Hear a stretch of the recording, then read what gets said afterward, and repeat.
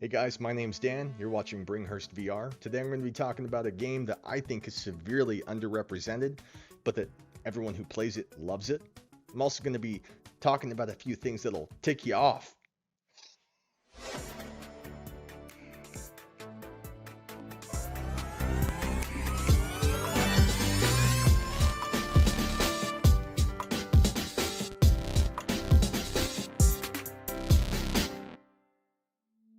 Having beaten Half-Life Alyx, I was on the hunt for a game I could sink my teeth into. Something immersive and beautiful, something fun, and that could give me that feeling of, like, wow, VR is new again. A few games lately tend to pull that off, and it's mostly thanks to the incoming demise of VR. Thanks to Meta.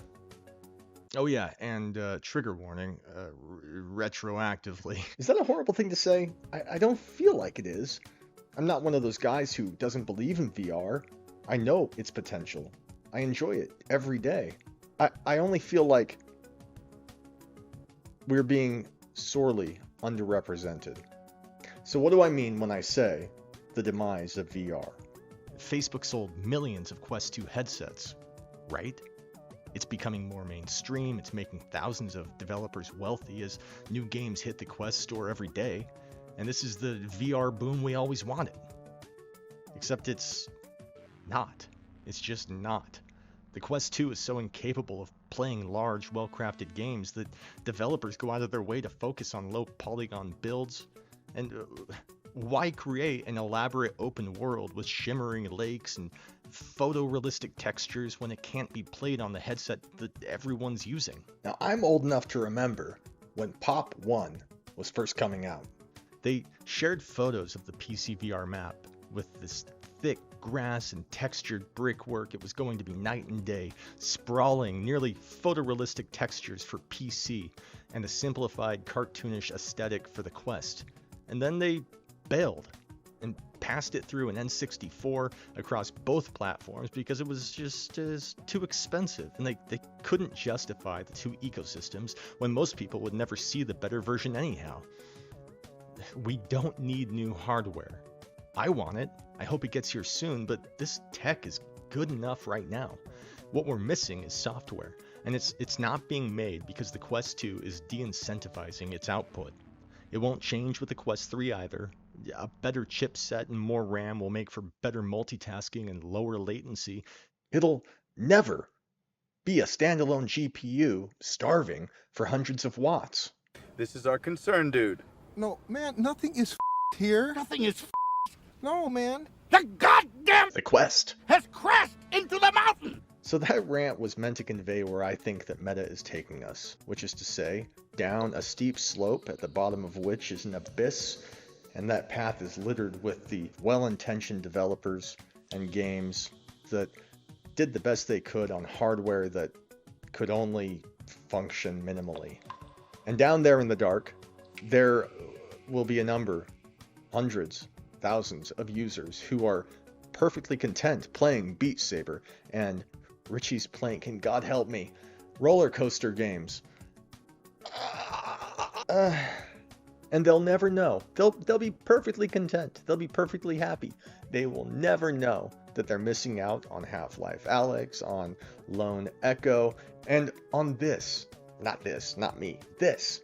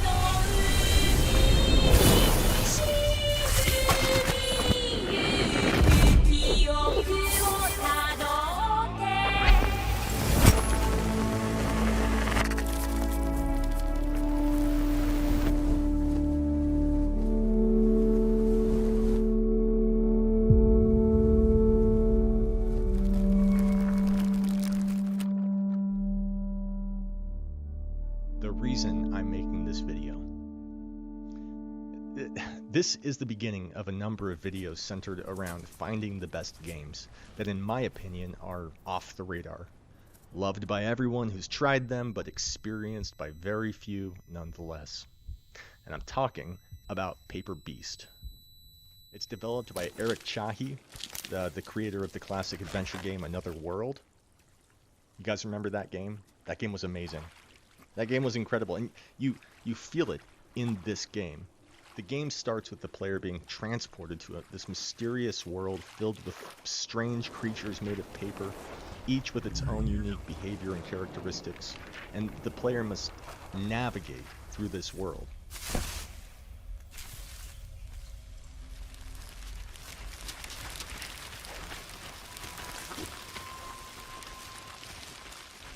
The creatures are especially impressive. Whatever he did behind the scenes, they're built in such a way, the AI, the interactions between you and them, it feels natural. More so than other games I've played. Some of the best VR titles have this amazing, this if-then statement that results in something interacting with you, but this feels, it's hard to put into words, it feels like it's really nature.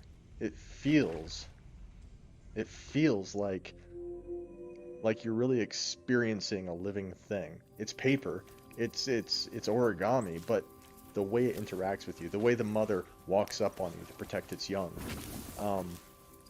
it's all very impressive. Now, compared to other big VR titles like Beat Saber or, like I said, Half-Life Alyx, Paper Beast may not have the same level of mainstream popularity, which I said, but it more than makes up for it with its creativity and this attention to detail. It's a game that, honestly, showcases what VR can do.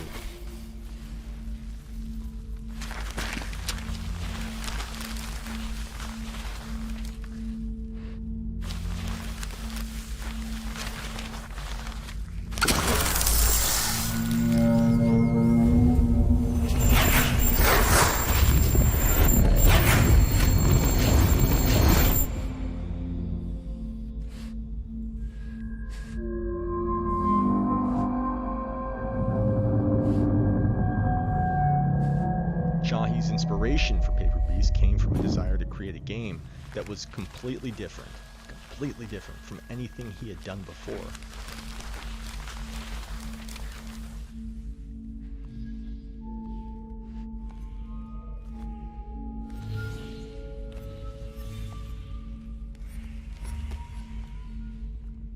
For fans of Another World, which, like I said, I am one, I hope that you are too. If you haven't played Another World, go play it. It's amazing.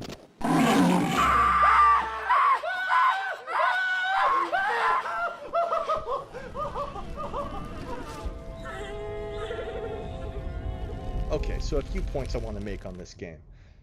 There is a moment in the game, pretty early on, where you're walking through a cave. And this is a great example of what the game does to you, okay?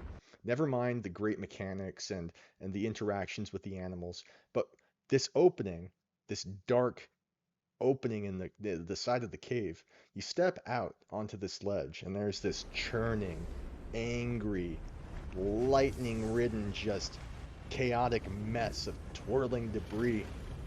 And it's so loud, and it's so in your face. And it's not malevolent, I don't think. It can't hurt you, but just standing there, it caused something in me. I had to get out of there. I had to turn around and get back into the cave. And that right there, a moment that, as far as I can tell, exists for no reason other than to convey to you in that moment that there are things and properties that are beyond the scope of understanding. It's so big and intimidating and loud. It's nature set to 11 is how it's conveyed, and that happens a lot throughout this game. I really hope you guys check it out. The game, as this is being recorded, is something like $6 on Steam, I think. I'll put the link in the description. I really hope you enjoy it. If you have played it, what do you like about it? Am I wrong? Is there another game that deserves a highlight? I'm going to be doing more videos like this featuring games that I think need a spotlight on them, especially in light of a sorely lacking list of PCVR games. So tell me in the comments what game you think should be highlighted. Please like, subscribe, and just a reminder, we have a Facebook group. I'll leave the link in the description, but it's called Quest Pro VR Community, where other users can share their own mods and accessories, their experiences inside VR, and we're encouraging people to stream their gameplay there. I'm glad you guys stopped by. If you can afford it, there's a link to my Patreon down there. This stuff is expensive. I appreciate you, and have a great day.